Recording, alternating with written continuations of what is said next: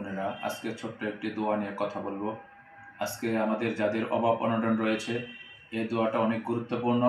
অভাব অনটন দূর হওয়ার জন্য আল্লাহ রাসূল এক সাহাবীকে শিক্ষা দিয়েছেন। যে সাহাবী মন মরা অবস্থায়, মন খারাপ, মনে টেনশন পেরেশানি নিয়ে রাসূল পাক সাল্লাল্লাহু আলাইহি ওয়াসাল্লামের দরবারে হাজির হলেন। হাজির হওয়ার পর নবী পাক সাল্লাল্লাহু আলাইহি ওয়াসাল্লাম তাকে জিজ্ঞাসা করলেন, তোমার এই অবস্থা কেন?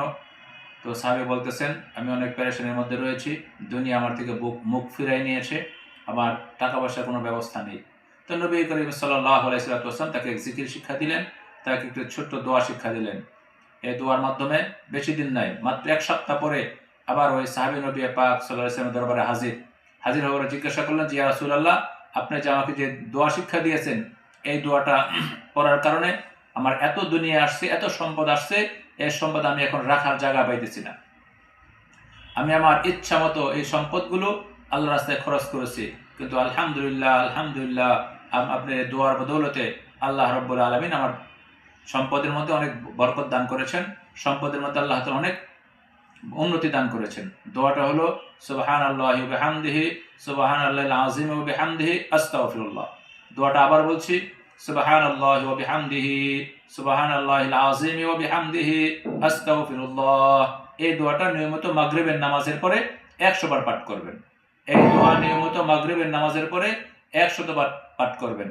এই দোয়াটা খাসায়েসুল কুবরা 3 নম্বর খণ্ডের মধ্যে এসেছে। অনেক গুরুত্বপূর্ণ হাদিসের কিতাব খাসায়েসুল কুবরা, ওই খাসায়েসুল কুবরার 3য় খণ্ডের মধ্যে এই দোয়াটা এসেছে।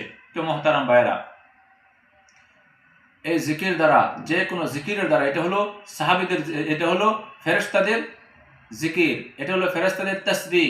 এই জন্য এই তাসবিহটা যখন বেশি বেশি করে পড়বেন, কিছু ফেরেশতাদের রয়েছে তারা সিজদারত অবস্থায় আছে, নামাজরত অবস্থায় আছে, আবার কিছু ফেরেশতা সব সময় তারা তাসবিহ পড়তেছে, জিকির করতেছে।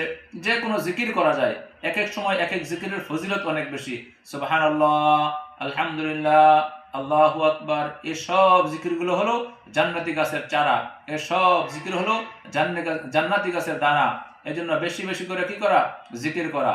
আর জান্নাতে একবার যদি সুবহানাল্লাহ বলে, জান্নাতে একটা গাছ হবে, এই গাছটা এত বড় হবে, দুনিয়ার সবচেয়ে তেজি গোড়া, দুনিয়ার সবচেয়ে উন্নত গোড়া 500 বছর পর্যন্ত দৌড়াইয়া তার ছায়া অতিক্রম করতে পারবে না।